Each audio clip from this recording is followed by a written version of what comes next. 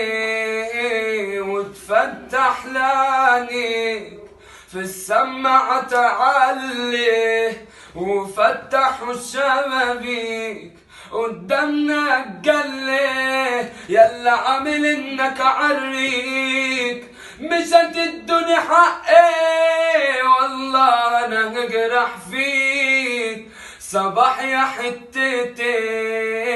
ومن انا بمسي وصافية نيتي وده الرجل ورثي واللي جالي في شدتي والله ما يتنسي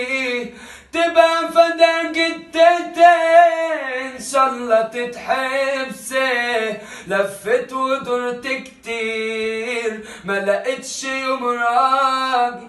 يكون يا ابويا تقدير برجولته يتعامل يكون جدع واصيل وما يجيبش مشاكل لو جيت علينا تزيد تطلع يا تحامل والدنيا مش حلة بترازل فينا ماشي الحريم إلا بيوقع فندينا ما تقولش بتسلى